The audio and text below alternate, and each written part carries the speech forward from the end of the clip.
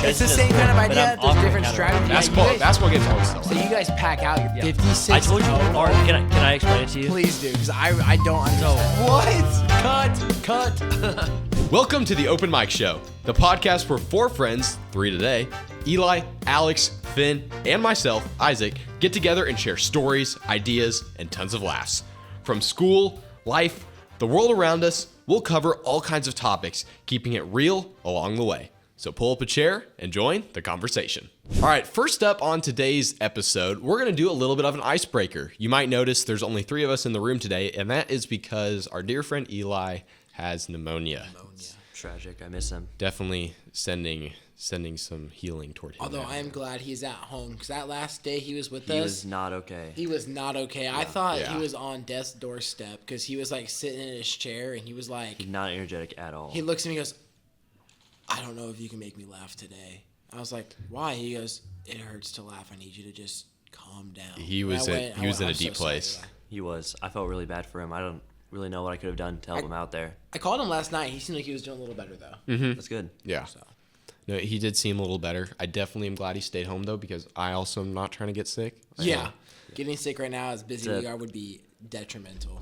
Yeah. Middle of sports season, that'd be awful for me as well. We're hoping Eli gets better now, but we're going to dive right into our icebreaker. Hopefully you guys got your thinking minds turned on.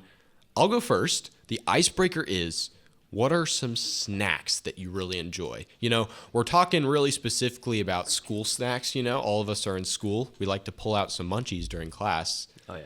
I'll go first with the original and classic Cheez-It. Oh, that's pretty good. That is a good pick. And to get more specific, the extra toasty kind. You can fight me on that Toasty one. are the best Toasty, kind. Out of all the okay. extras, the Toasty is the best kind. But I like original the best. So what about you guys? Snacks in class or just even underrated snacks? So for me, I eat a lot. I like to be busy doing something with my hands. Oh, we know. So, hey now.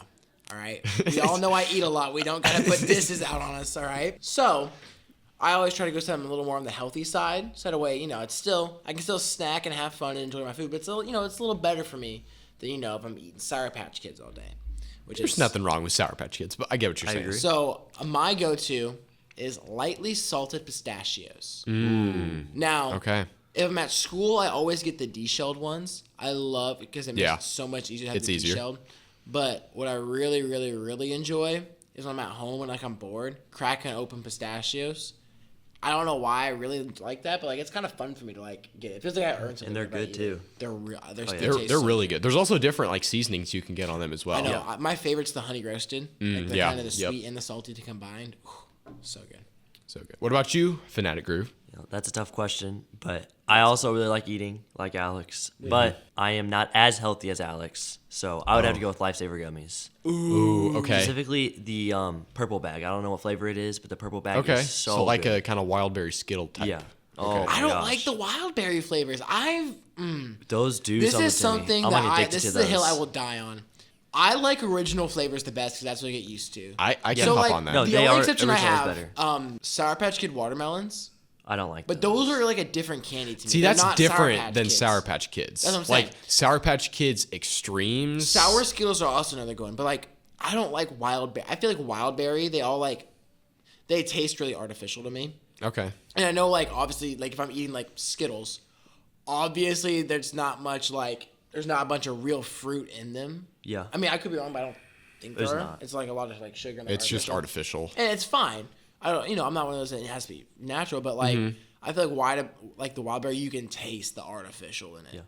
Yeah. Well, I think this conversation could go on for a while, and it might be a future podcast topic in the future. Let's move into the meat of today's episode. Yes, just like Alex said, the meat of today's episode. We are talking about social media. Yes, everything from the addictiveness of it to what would happen if social media disappeared tomorrow. Would our world go crazy? Would our generation go crazy? I'm excited for that one. I have a lot of thoughts about that. We're going to start off, though, with your favorite social media platform. I personally am not on all the social media platforms, but I kind of want to get your take on your favorite media platform and a reason for that. Finn, you want to start? Sure. I'm going to go pretty basic here. I'm going to go with the classic Instagram. Okay.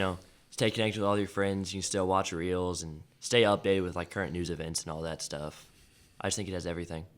It does. So Alex, you're thinking right It's now. hard because I'm like chronically on my phone. Like, I think we should all pull up our screen time at some point. my screen time yesterday bad. was like 4 hours. That's It's not not awful. horrible, but Yeah. keep in mind, 6. I also worked for 6 of those hours that I was awake. That's awful. So I don't really get on my phone at work. That's hard because I'm on Instagram a lot, all right? But I don't love a lot of the stuff I see on Instagram. Guilty, yeah. Like Instagram Reels, I'm guilty of laughing at a lot of stuff I definitely shouldn't laugh at. Oh, that's a rabbit hole for sure. It really is. And I'm a big fan of TikTok, but I feel like TikTok can get really dry sometimes. Like, there's definitely dry spells in TikTok, Yeah. you know? I'm also a really big sucker for Facebook. Really? I love Facebook so but- much. I'm like, when I'm at school, I'm like, yeah, I love Instagram. But like, as soon as I get home, I put on my little Snuggie and like my reading glasses. I turn like a 40-year-old down. Like, what's the book know for me today? And I start like scrolling through Facebook. And I love going through like to find my friends of who knows me. I like that. I have to go. Instagram's one of my favorite because it's the one I spend the most time on. But I also feel like because we do social media here at Stick Tick, so I feel like whenever we do social media, You have to know all of them. I enjoy doing the Instagram. Shout out to the LinkedIn. If y'all aren't following the 90.7 or the Stick Tick LinkedIn, please go do that. Get on that Go do LinkedIn. it. Get on that LinkedIn right now. I'm with Alex on this one. I think I'm taking Instagram for my favorite as well, but also sometimes whenever I feel guilty for watching some of the stuff that's on Instagram, I like to go to Facebook and Yeah, kind and of Facebook just makes me feel better. I will Facebook. say- Yeah, it makes me feel better. It makes me feel like a better person. It also has more news stuff that I actually kind of like to keep in check with the world. I'm thinking about my answer a little bit more, and I'm actually gonna have to change it here to YouTube because Ooh, that's a sleeper I pick. think YouTube has like everything on it, and I- like long form, short form, it has everything. Short form is debatable, but the long form, yeah. So short form I is like how debatable. I feel like YouTube has a very customizable For You page. It is. Like mine is really full of like comic books and stuff. 'Cause, like, Yeah. that's what I like to watch on there. But I know when I first got it, it was like old TikTok trends and stuff. Like it's really customizable. I know we made jokes about it whenever we did the LinkedIn. Mm-hmm. I think it might be a good idea for LinkedIn to have like a scrolling feature with people's do. resumes. Oh, resume is interesting. I think I feel think like- that'd be good as like almost if you combined wild take, but if you combined almost Tinder and Instagram, like a swipe not up and down, but like left and right.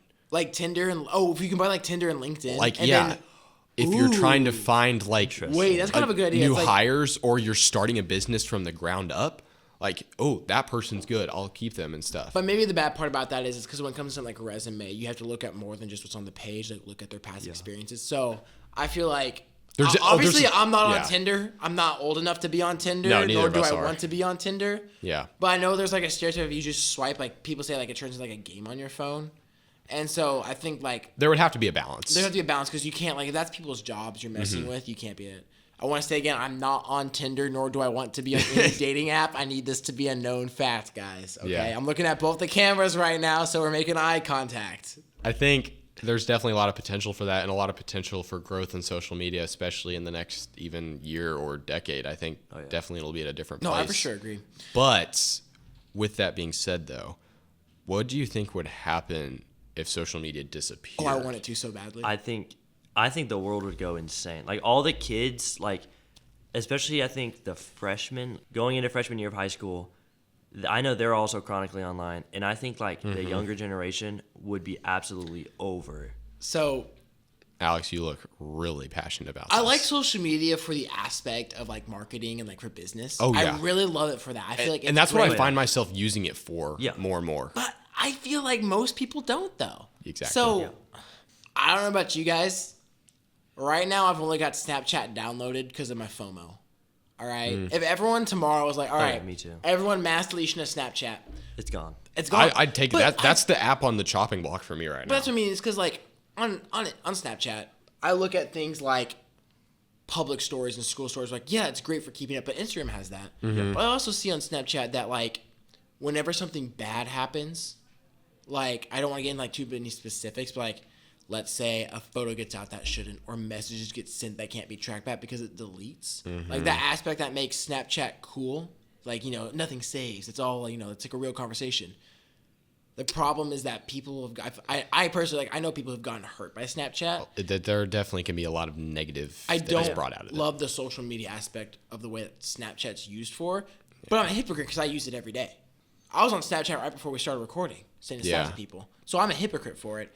But I think part of me is also I do have FOMO, so like, oh, we have a group chat. It's on Snapchat. Sorry, you don't have Snapchat. Like, that happened a lot because I wasn't allowed to have social media until I was 16. Mm-hmm. So the day I turned 16, I downloaded TikTok and Snapchat and Instagram. I don't mind it for an entertainment purpose, but I also look at things on Instagram like we've all seen the reels that are like.